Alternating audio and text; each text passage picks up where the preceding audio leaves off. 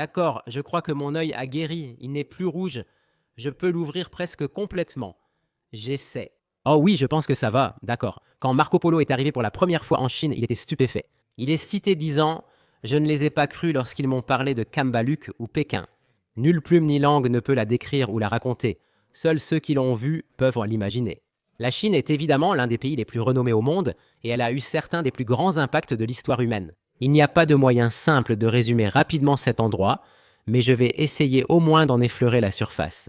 Passons à la géographie. Salut tout le monde, je suis Barbie, votre hôte. Oh là là, je bois du café dans cette super tasse. Retrouvez cet article et d'autres sur la boutique Geography Now, geographynow.com. Prenez ce que vous voulez, faites-en ce que vous voulez. Comme je dis toujours, ce n'est pas vendre son âme si c'est ta marque. Comme vous le savez, je fais des vidéos sur les divisions administratives. La dernière portait sur les régions d'Italie, et j'aime aussi changer de continent. Et c'est l'une des vidéos sur les divisions administratives qu'on me demande le plus souvent. Mais je la gardais de côté, parce que je voulais la faire au bon moment, et je me suis dit que c'était probablement le bon moment pour la faire. 2 fois par an, j'emmène ma mère en voyage mère-fils, souvent à l'étranger. Cette fois, je lui ai demandé où elle voulait aller. Ça s'est passé ainsi. Où veux-tu aller? En Chine? Quand ma mère a dit la Chine, j'ai demandé à mes abonnés leurs recommandations. On vérifie? Vous nous avez suggéré d'aller au Sichuan et au Yunnan, donc c'est là qu'on va aller. Et avec ça en tête, ça m'a un peu inspiré à faire cette vidéo. En couvrant les 22 provinces de la Chine. N'oubliez pas que la Chine compte plus que 22 provinces. Comme de nombreux pays, la Chine se divise en divers niveaux d'unités administratives. Et la Chine a 4 subdivisions de premier niveau. Vous avez les 22 provinces de la Chine, puis vous avez 5 régions autonomes, puis vous avez les 4 municipalités. Ils ont aussi 2 régions administratives spéciales, Hong Kong et Macao. C'est compliqué, il y a aussi d'autres questions controversées, comme les zones disputées et le conflit avec Taïwan. Je ne vais pas aborder ce sujet. Dans cette vidéo, je parle seulement des 22 provinces. Pourquoi? Parce que ces vidéos prennent beaucoup de temps à rechercher, à écrire, à monter et ensuite à mettre en ligne, et ça prend vraiment trop de temps. Je n'ai pas la force de faire 31 ou 32 selon les unités administratives. Je vais réduire à 22, peut-être que je ferai le reste dans une prochaine vidéo, mais pour l'instant, seulement les 22 provinces. Dans ce cas, décomposons et passons à la première. Anhui, capitale Hefei. Au fait, je vais faire de mon mieux avec les intonations tonales chinoises, je vais probablement toutes les rater. Je suis désolé si c'est le cas. Je ne parle pas chinois, mais je fais de mon mieux, d'accord? Bref, connu comme la province de la montagne jaune, en gros, cet endroit est célèbre pour la culture Hui, comme le nom l'indique, Anhui Hui. Historiquement, ces gens étaient connus ainsi, avec une culture marchande forte, comme les marchands de Chine. Ils sont aussi connus pour leur architecture Hui, qui, je crois, se caractérise par des murs blancs et des tuiles noires, ce genre de choses. Parmi les principaux sites, citons les villages anciens de Hong Kong, Shidi Fengxi, la vieille rue et le mont Jiuhua. Au fait, beaucoup de scènes du film Tigre et Dragon ont été tournées ici. Oh là là, c'est magnifique avec le paysage traditionnel, les bambous et tout ça, mec. Ma scène préférée du film est le combat dans les bambous où ils grimpent. Tout le monde l'adore. La cuisine Hui est l'une des 8 grandes cuisines chinoises. La nourriture locale est réputée notamment pour le thé Wangshan Molfeng et le tofu poilu. Cet endroit a fortement contribué à l'industrie commerciale chinoise. Ensuite, la capitale du Fujian, Fuzhou. Ceci est connu comme la terre des Chinois d'outre-mer, parce que beaucoup de gens d'ici émigrent dans d'autres pays, principalement les peuples Hokkien et Ming. Ils ont leur langue, leur dialecte, et de nombreux expatriés diffusent aussi la culture Hokkien. On en trouve beaucoup en Asie du Sud-Est, notamment aux Philippines. Une chose que vous connaissez probablement à propos de cet endroit, ce sont les maisons Tulot, ces grands bâtiments circulaires en terre cuite. Ce sont des sites Organisation des Nations Unies pour l'éducation, la science et la culture souvent vus dans de nombreux films chinois. Leur construction visait à résister aux bandits. Certaines de ces maisons peuvent même accueillir plus de 300 personnes et des gens y vivent encore aujourd'hui. En plus de cela, ils ont aussi les îles Gulangyu, la montagne Wuyi, le port historique de Chuanzhou. Et chose étrange, on peut voir les îles Kinmen juste au large de leurs côtes qui sont en fait administrées par Taïwan. C'est une autre histoire. La cuisine du Fujian est remarquable.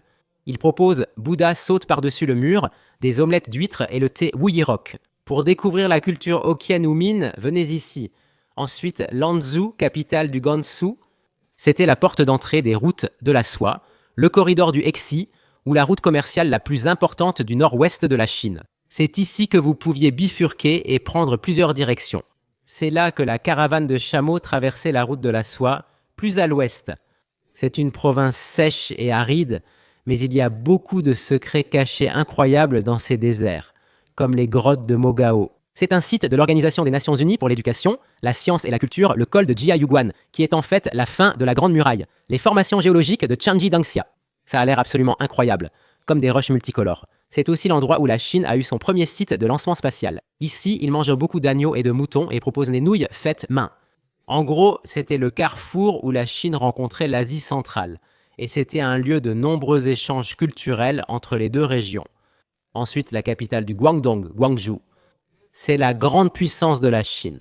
Avec plus de 130 millions d'habitants, cette petite province compte autant de monde que tout le Mexique. En fait, ce n'est pas petit, c'est immense. Mais oui, c'est le cœur des cantonais et c'est aussi le centre du commerce et de la fabrication moderne. Ces étiquettes fabriquées en Chine sur vos produits viennent souvent de cette province. Ainsi, une province fournit près de 10% de la production mondiale. Et bien sûr, cela étant dit, évidemment, la culture cantonaise est la culture dominante et prédominante ici.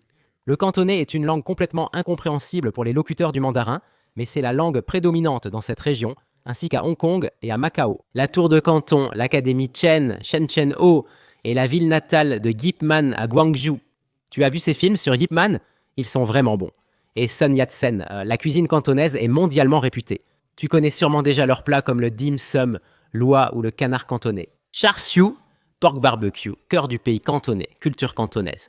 Une importante zone industrielle, logistique et maritime de la Chine. Ensuite, la capitale du Guizhou, Guiyang. Celui-ci, c'est un peu le petit frère du Yunnan. Donc, la Chine compte 56 peuples minoritaires reconnus à l'intérieur du pays. La grande majorité d'entre eux sont des Han chinois. Ils représentent environ 90% de la population et dans les 10% restants, on retrouve les 55 autres groupes ethniques. Le Guizhou est la deuxième province la plus ethniquement diversifiée de Chine. Il compte 17 groupes minoritaires reconnus, les plus importants étant les peuples Miao et Dong. On dit qu'il y a ici plus de festivals ethniques qu'il n'y a de jours dans l'année. Parfois, il y a même plusieurs festivals qui se déroulent en même temps, le même jour. C'est fou. Parmi eux, on trouve le Nouvel An Miao, le festival du repas des sœurs et le festival de la danse Lusheng. Les festivals y sont nombreux. Parmi les sites incontournables, on trouve la cascade Huangguoshu, les villages ethniques de Kaili et Shijiang. À Qinglong, les paysages karstiques et formations rocheuses sont impressionnants. Ils fabriquent le motai, l'une des liqueurs chinoises les plus célèbres, utilisées lors des banquets d'État. Oui, cette province est très intéressante et diversifiée, avec de nombreuses traditions.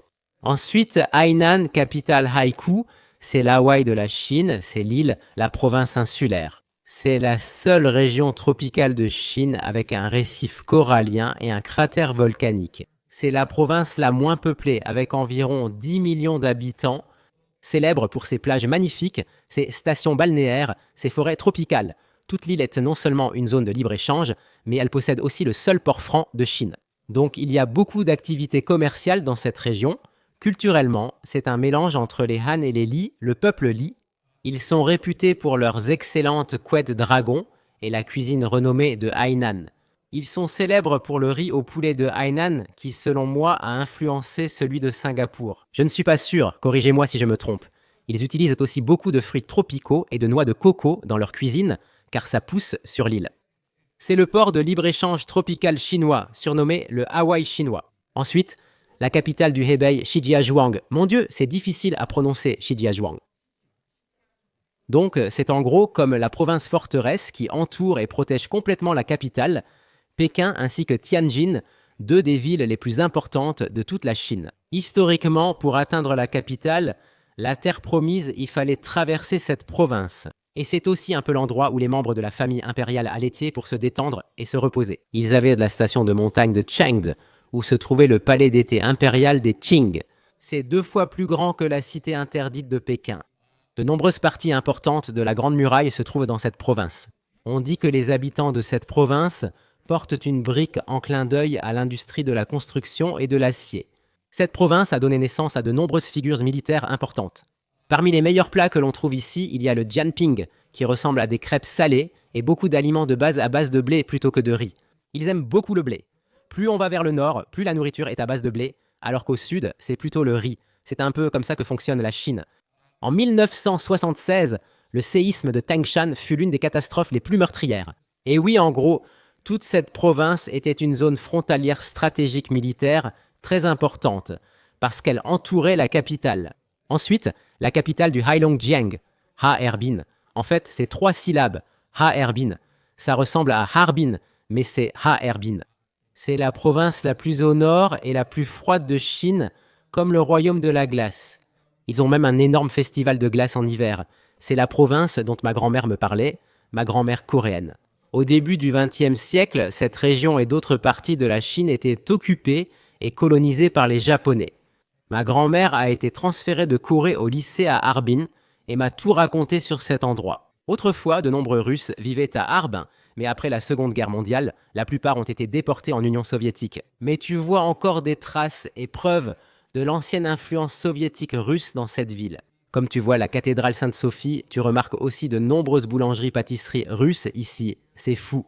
Ma grand-mère m'en a parlé, cela m'intrigue. Un jour, je veux y aller. Je vais au Sichuan et Yunnan, mais cet endroit m'intrigue. La culture ici, appelée Dongbei, correspond à celle du nord-est de la Chine. On y trouve une cuisine copieuse. Ils aiment saucisses, raviolis et ragoûts. C'est le royaume froid et glacé de Chine. Ensuite, la prochaine, la capitale du Henan, Zhengzhou. C'est le berceau ancien de la civilisation chinoise. Les 3 premières dynasties chinoises ont toutes commencé ici. Les Xia, les Shang et les Zhou. Certains des sites les plus anciens de Chine sont ici, dont le site des os oraculaires, avec de très anciennes écritures chinoises. Nous avons les grottes de Luoyang avec plus de 10 000 statues de Bouddha, et c'est aussi le berceau du Kung-Fu Shaolin, avec les temples Shaolin les plus célèbres. En gros, c'est l'épicentre et le cœur de l'histoire chinoise. Si vous voulez voir où tout commence, vous venez ici. Ensuite, Wuhan, capitale du Hubei. Vous connaissez, je n'en parlerai pas maintenant, l'Institut de virologie, etc. Mais à part ça, le surnom du Hubei est la terre aux 1000 lacs. Parce que si vous regardez la région, il y a beaucoup de lacs. C'est un grand centre de commerce fluvial situé sur le fleuve Yangtze. Ils sont célèbres pour la tour de la Grue Jaune, qui est l'une des 3 grandes tours du sud. Des poètes de la dynastie Tang l'ont mentionné. Le célèbre barrage des 3 Gorges, plus grand barrage et centrale électrique du monde, se situe ici. Il y a de nombreux sites taoïstes dans les montagnes Wudong, et l'ancienne ville de Jingzhou a l'air impressionnante. Et de nombreux scientifiques et écrivains modernes viennent de cette province. Wuhan a également été un foyer des soulèvements de la révolution de 1911 qui ont pratiquement conduit à la fin du régime impérial en Chine. Cet endroit est aussi connu pour cela. Il existe ici une forte culture du fleuve et de l'éducation. Ensuite, la capitale du Hunan, Changsha. Si le Hubei est la terre des 1000 lacs, ici c'est celle des 1000 rivières, car le lac Dongting s'y trouve. Dès lors, il se divise en toile d'araignée dans toutes les rivières alentours. Un important centre de transport fluvial. Cet endroit, célèbre pour la région de calcaire karstique érodée appelée Jiangjiajie. C'est ce qui a essentiellement inspiré les montagnes Hallelujah dans le film Avatar. Et la tour Yueyang, qui est l'une des 3 tours célèbres du sud, Mao Zedong venait de cette province. Ce lieu est réputé pour la culture Jiang, riche en traditions musicales et d'opéra.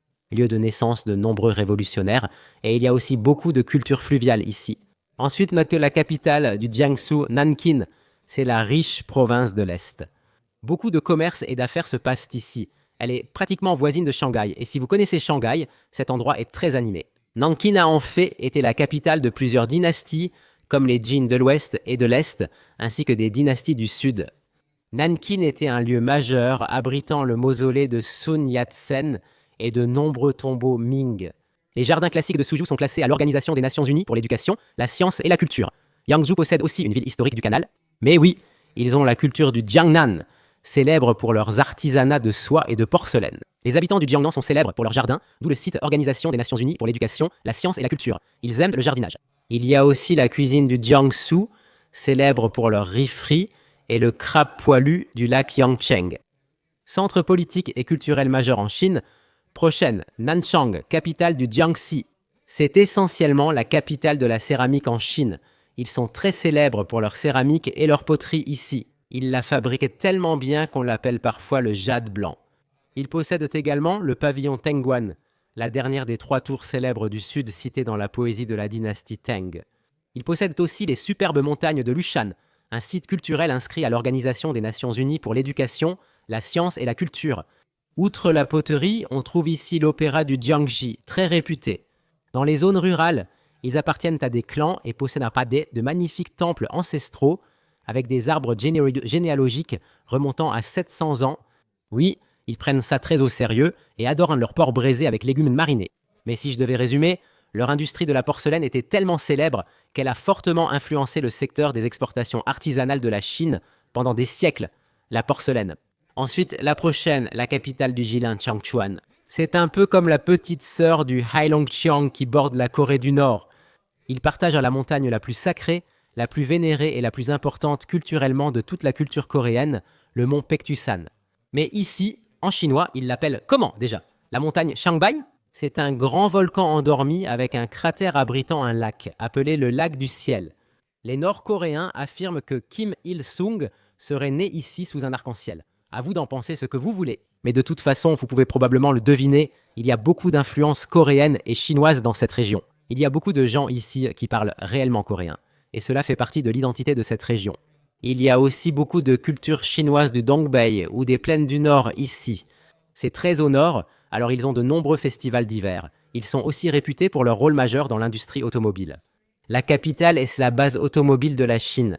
C'est un peu comme la petite sœur du Heilongjiang, qui a un peu plus d'influence coréenne, on pourrait dire. Ensuite, la capitale du Liaoning, Shenyang. Donc, c'est le cœur industriel du nord-est de la Chine, la ceinture de la rouille, mais c'est aussi le foyer du peuple mandchou, ou du peuple mandchourien. Vous connaissez sûrement le mot Mandchourie, sans doute par le film Un crime dans la tête, qui n'avait pourtant aucun lien avec cette région. L'original des années 60 avait un lien, mais ce n'est pas le sujet. Quelle est l'importance du peuple mandchou? Eh bien, il y a longtemps, Yiha a pris le contrôle de la Chine. Profitant des luttes internes, ils ont renversé la dynastie Ming et fondé la dynastie Qing, dernière de Chine. Et en fait, ils ne parlaient même pas le mandarin, ils parlaient leur propre langue mandchoue, le manchou, qui est en réalité une langue toungouse. C'est plutôt lié aux langues sibériennes, vous savez, les langues turques. Mais et vous savez, quand on prend le contrôle d'un domaine impérial entier où 90% des gens parlent une seule langue, il faut bien apprendre cette langue. Donc, ils ont en quelque sorte, petit à petit, adopté la langue mandarine et sont devenus chinois, mais ils ont pris le pouvoir. Bref, et c'est pour ça qu'on voit beaucoup de bâtiments impériaux dans cette région. Il y a des sites comme le palais impérial de Shenyang ou le palais de Mukden. Benchi offre de beaux parcs géologiques et Tailan, une ville côtière, possède de superbes plages. Mais oui, en gros, c'est la région connue pour abriter le peuple mandchou qui a fini par traverser la Grande Muraille et prendre le pouvoir sous la dynastie Qing. Ensuite, la capitale du Qinghai, Xining. C'est la province la plus à l'ouest, jusqu'à ce que vous atteigniez les régions autonomes qui vont encore plus à l'ouest. En gros, c'est ici que le monde de la culture Han commence à se mêler et à se fondre avec celui des peuples du plateau tibétain. Vous commencez à voir beaucoup plus de pasteurs et de peuples semi-nomades qui élèvent du bétail. Vous commencez à voir beaucoup de yaks sauvages et d'antilopes dans cette région. C'est sec, mais c'est aussi en haute altitude, donc il fait froid. Réputé pour le lac Qinghai, le plus grand de Chine, cet endroit voit le tourisme fortement croître. Certains endroits de la région sont peu peuplés, mais les paysages y sont magnifiques. Ils ont des monastères où Bouddha et Confucius sont réunis. C'est comme une sorte de mélange étrange, syncrétique, confucianiste et bouddhiste qu'ils ont assemblé. Oui, ça commence à devenir plus tibétain dans ces régions, donc je suppose que c'est comme ça que je le résumerai. Ensuite, la capitale du Shanxi, Jian. Tu as probablement entendu parler de Xi'an, toi, les soldats en terre cuite, les soldats en argile, qui sont tous alignés en rang et blablabla, bla bla, tout ça. C'est cet endroit. Oui, Xi'an est l'une des 4 principales anciennes capitales de la Chine. C'était très important, et ça l'est toujours, mais en gros, Xi'an était considéré comme le point de départ de la route de la soie. Donc, historiquement, beaucoup de choses entraient et sortaient d'ici, et étaient reliées à tout le continent, en Asie pratiquement. Le siège de plusieurs dynasties anciennes, quelles étaient-elles? Les Zhou, les Qin, les Han, les Tang. Et l'armée de terre cuite. La découverte était inconnue jusqu'à récemment. Ils l'ont déterrée et trouvée. C'était fou. Ça a aidé à mieux comprendre la dynastie Qin. Quand ils l'ont déterrée et découverte, c'était fou. Tant de mystères cachés à travers ces terres. Mais oui, à part ça, ils sont aussi célèbres pour leur industrie aérospatiale. Beaucoup d'avions sont construits ici. Les nouilles Gyangbiang et les sandwichs Rojiamo, je ne connaissais même pas, d'accord? Et les gâteaux miroirs, oui, il y a aussi beaucoup d'héritage culinaire ici. Ils ont aussi les anciennes murailles, la grande pagode de l'Oie sauvage et le mont Hua. Si vous n'allez pas à Pékin, autant aller à Xi'an car c'est une ville tout aussi fascinante.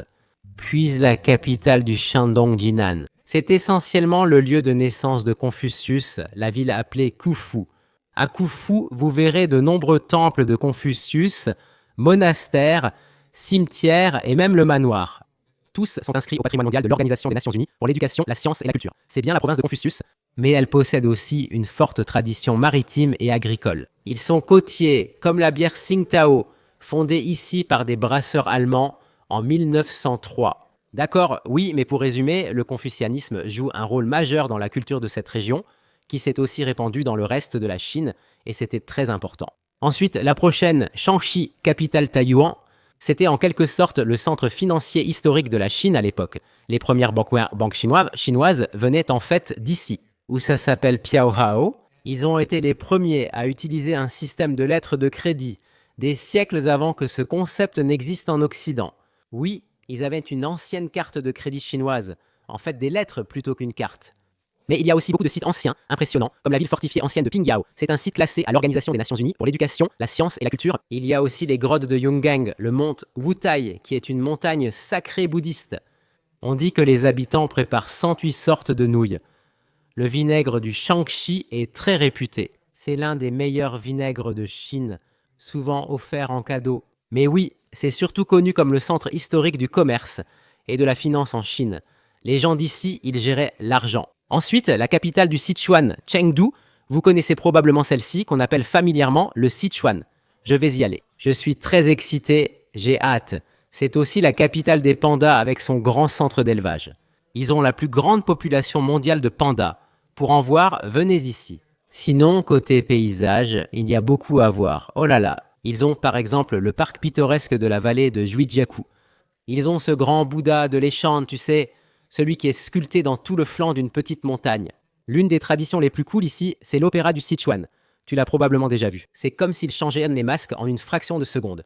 C'est comme un tour de magie. Ils changent les masques et les costumes très rapidement. C'est aussi la capitale des épices. Les plats les plus épicés viennent de cette région. Tu as le mapo tofu, la fondue chinoise, le poulet gongbao, les nouilles dendeng. On dit que les gens du Sichuan n'ont pas peur de la nourriture épicée, ils ont peur de la nourriture qui ne l'est pas. Ah, j'ai hâte d'y aller. Ensuite, la prochaine, le Yunnan, capitale Kunming. Comme je l'ai dit auparavant, c'est la province la plus diversifiée ethniquement de toute la Chine. Parmi les 56 groupes ethniques reconnus en Chine, cette province en compte 25. Près de la moitié sont dans cette province. Certains d'entre eux incluent les Bi, les Hani, les Dai, les Nashi, les Lisu, vous savez, comme la capitale Kunming. Ils organisent souvent des présentations des groupes ethniques permettant de tous les voir. Ce lieu est aussi réputé pour son thé. Les meilleurs thés de Chine, notamment le pu'er, sont cultivés ici. La biodiversité ici est incroyable. La région des 3 rivières parallèles a la biodiversité la plus riche de Chine. Certains disent que c'est le cas dans toute l'Asie, d'autres disent dans le monde entier. Il y a tout ici, on peut même trouver des éléphants d'Asie par ici. C'est la région de transition entre la Chine et l'Asie du Sud-Est, située à la frontière du Myanmar, du Laos et du Vietnam. Donc ces régions ont toujours eu historiquement un certain lien avec l'Asie du Sud-Est et les populations ont migré au fil du temps, historiquement. Par exemple, les Birmans descendent en fait des peuples des régions montagneuses de la province du Yunnan, ils ont migré vers le sud. Donc il y a toujours eu un lien avec l'Asie du Sud-Est dans cette région. Ils ont des sites vraiment sympas comme Dali, Lijiang et Shangri-La, qui a changé son nom de Zhongdian pour des raisons touristiques. Parce que Shangri-La, tu sais, c'est juste le nom d'un endroit fictif, mais ils l'ont changé pour le tourisme. Et je vais y aller, j'ai hâte. Ils ont la forêt de pierre de Shilin et les tropiques de Xishuangbanna. C'est juste que cet endroit a tellement de choses, à la fois socialement et naturellement. Puis la capitale du Zhejiang, Hangzhou. En gros, cet endroit ressemble un peu au Jiangsu. C'est une autre province côtière de l'Est très prospère. Le secteur technologique et privé est vaste ici. Il possède les villes d'eau de Yuzhen et Xitang. Le port de Ningbo est très important. Ils ont aussi le plus grand mascaret du monde, le dragon d'argent. En gros, c'est comme une vague qui remonte la rivière Qitang. Tu as sûrement vu ces vidéos où la vague ne s'arrête pas. Et le lac de l'Ouest de Hangzhou est tellement célèbre, il a inspiré tellement d'écrits de poètes chinois. On dit « au paradis en haut, Hangzhou en bas ». Et c'est un peu comme le centre d'où viennent beaucoup d'entrepreneurs, évidemment, comme Jack Ma. Alibaba est né à Hangzhou. Mais oui, et beaucoup de poètes anciens viennent aussi d'ici, comme Su Dongpo. C'est le berceau du boom économique du secteur privé chinois et de la révolution du e-commerce. C'était le résumé de base, en surface, des 22 provinces de la Chine. Je sais qu'il y a beaucoup de choses que j'ai oubliées. C'est la Chine, on ne peut pas la résumer facilement en une seule vidéo. D'accord, j'ai fait de mon mieux pour aller droit au but. S'il y a quelque chose que j'ai oublié, si vous vouliez que je mentionne quelque chose mais que je ne l'ai pas fait, merci de l'écrire dans les commentaires. D'accord, apprenez-nous. Si vous êtes chinois, si vous venez de Chine, si vous avez vécu en Chine et que vous connaissez certaines choses, faites-le nous savoir. Écrivez-le dans les commentaires, d'accord? Quoi qu'il en soit, j'espère que vous aimez la géographie maintenant. Abonnez-vous, je vais essayer d'être là autant que possible pour vous. Très bien, j'espère que tout ira bien pour vous. À bientôt, restez cool, restez à l'écoute.